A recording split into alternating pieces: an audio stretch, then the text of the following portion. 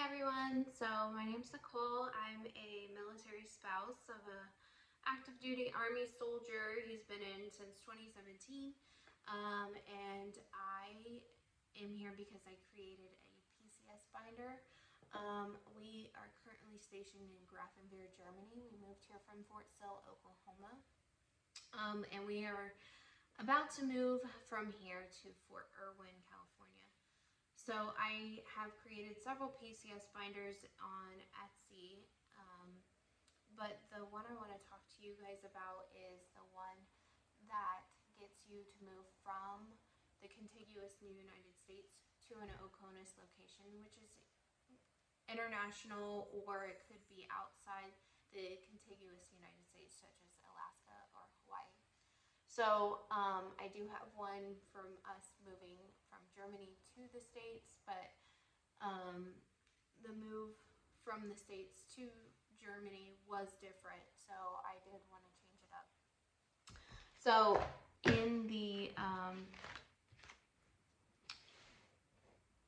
in the binder, I'll show you everything that's included. So what I do want to show you is our binder.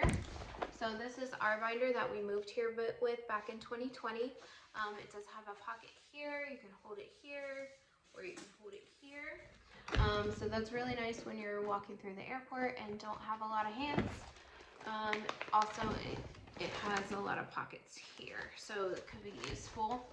And I did purchase this as well, which we put our passports in. So I do want to show you the PCS binder, but I'm not going to show you mine just because it has very sensitive documents in here, and so I don't want to post those on the internet. So I have just bought a plain 1.5-inch binder just for the video purposes and to show you guys what's included and what you can expect from your digital downloads. So I have it listed as our PCS binder, but I also have a my PCS binder included just in case it is a single soldier that is moving. There's a welcome letter that's attached. So it tells you guys a little bit about me, as well as gives links for the PCS binder I recommend and everything included in there, as well as important stuff to help you move. Okay. The first section I have is calendar. So I recommend getting these kind of dividers where you can put pieces of paper inside as well as little tabs. So the first section is the calendar, which I have the blank calendar included, which I designed. I recommend printing about 6 months worth of this calendar because you are going to have to start scheduling things out pretty far. So it is nice to keep track of all your appointments all in one place and not miss any, basically. The first section, or the second section, sorry, is important documents. So this is probably the most crucial part of your binder. It's going to include your orders to your new location, which I would recommend printing 10 at least of them. All these appointments you're going to are going to want copies of your orders, and it's just easier to hand them out instead of waiting for them to make copies of the only copy you have, as well as your birth certificates, your socials, and your marriage license. All those things should be included in this section. I do have a checklist included for you, so you don't forget any important documents that should be in here. One thing I found useful on the move is this.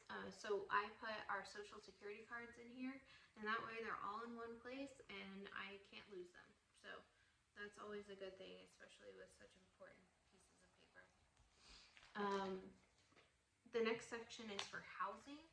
So when you are moving to a OCONUS location, at least internationally, most likely you're going to be in government housing. So there is paperwork included with that.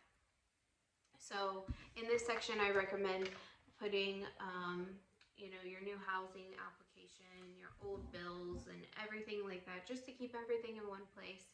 I do have a checklist to close out current government housing. If you are living on post or in a different government housing, it has a checklist that you need to do to clean your house to make sure it's perfect enough to move out. So there's a to-do list before the move and after the move included there. So another thing that's here is an address change list.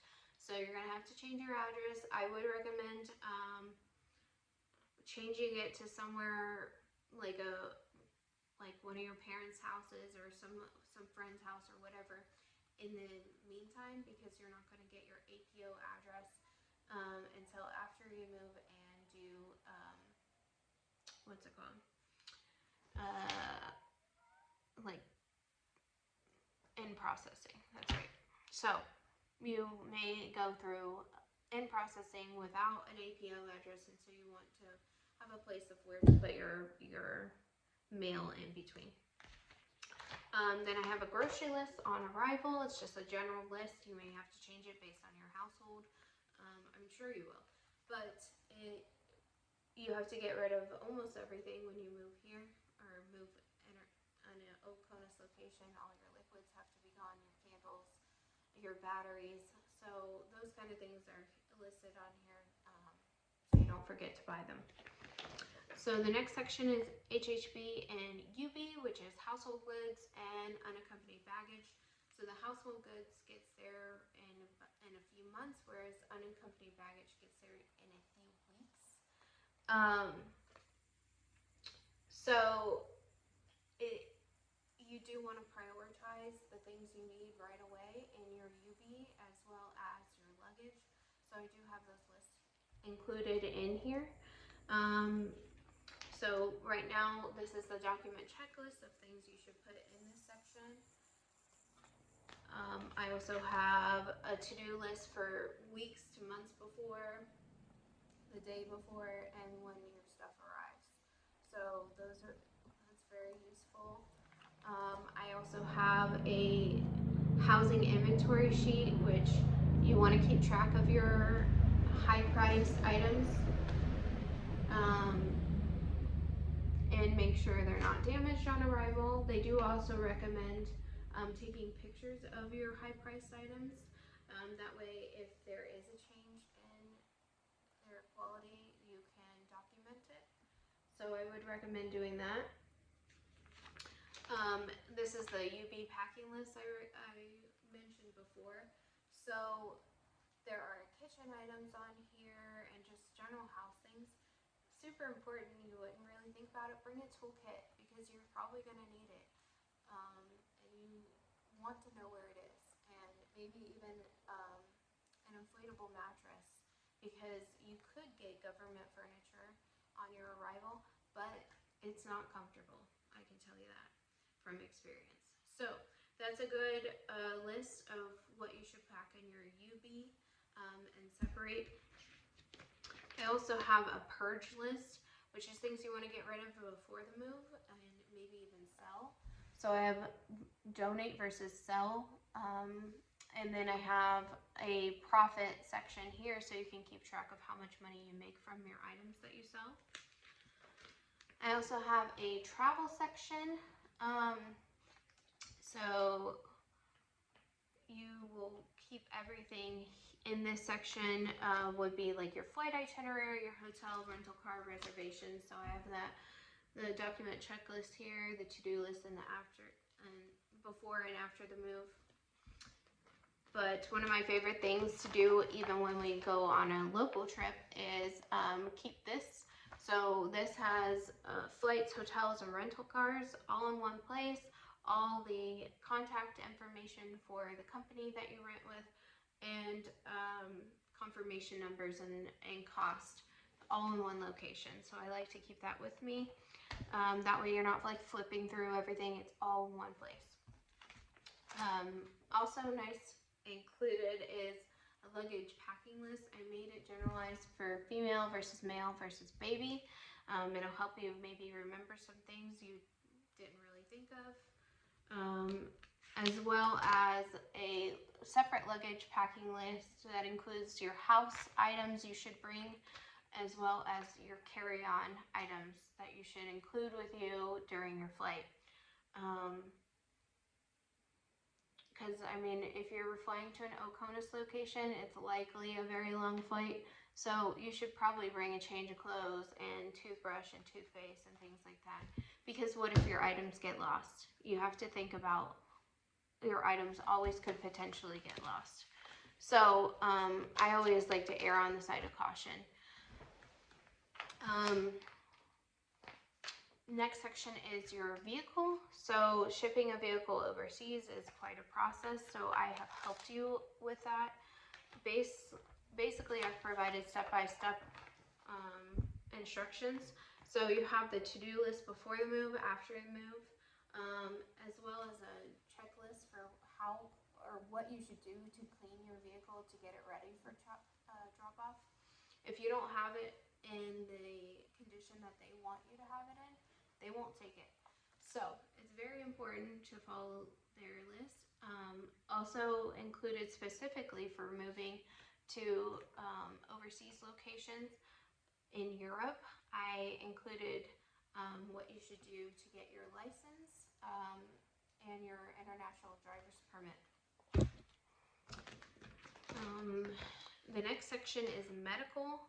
So when you're moving to an international location, your dependents have to get EFMP screening. So there's a lot of paperwork that comes with that. Once you're here and you're moving back to the States, you don't have to do EFMP unless you're enrolled. So it is very different when you're moving here. There's a lot more paperwork involved. You have to have a physical within the last year. Your shots have to be up to date for your kids.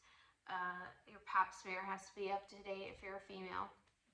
So I have the document checklist here for what you should keep in this section, to-do list, and before and after the move. But more importantly, for moving here, I have the step-by-step instructions of how to get command sponsored. So command sponsorship is what you have to get in order for your dependents to come with you. So you have to do the EFMP screening first, get cleared medically in order to come here, and then once you're screened and cleared, then and only then can your dependents get on your orders. So it is a very important thing. And then once you're on the orders, you can get a no-fee passport in order to live here or live overseas. So this is a very important piece of paper, and I wish I would have had it moving to Germany because it was so stressful. And no one gave me these step-by-step instructions. I do have a kids section. So this kids section is more for kids that are in school. So you need all your enrollment forms, CYS forms, and things like that. So I have that section there for you. There's a document checklist to do list before and after the move. Next is the pets section. So we don't currently have a pet, but we did when we moved here. We had a dog. I can tell you that it was the least fun part about moving here was getting the dog to move here. It was stressful. I do recommend flying with Patriot Express with your pet, as it is much cheaper than any of the private companies. But I do have a to-do list, a document checklist, a packing list for your animal. But yeah, not a fun time. The next section is the contact section. So you're going to be given business cards all over the place, and it's nice to keep them all in one location. And just like my social security cards, I keep it in this. That way I can quickly and easily find everything. This binder is created to make your life easier, not harder. So the less you can worry about, the better, because the move is stressful enough. The last section is budgets and receipts. So you will want to keep your receipts, as you may be able to turn some stuff in to the service in order to get things reimbursed. So it's important to keep all your receipts, as well as keep a regular running budget for yourself, because the move is not cheap. So it's always good to budget things, estimate it, and kind of save enough money for your move. So there's the budget planner, which is included. It's separated for government, personal, and then your income. So that way you can kind of look on one page and know where your finances are at in regards to the move. So I have made this list for myself, and they have helped me move here to Germany, as well as our upcoming move to Fort Irwin. I've kind of edited them to where we can move back to the States. It's a little bit different. I would say it's a little bit easier, but almost the same. But I've tried to make them inclusive for everybody, but also I can't do everything that's, gonna include everything that's different for everybody's household. So that's why there's blank spots on each page, as well as the whole thing is customizable. So if you have any questions, concerns, you're having trouble, just let me know. I'd be happy to help with whatever I can help with. Thanks for watching.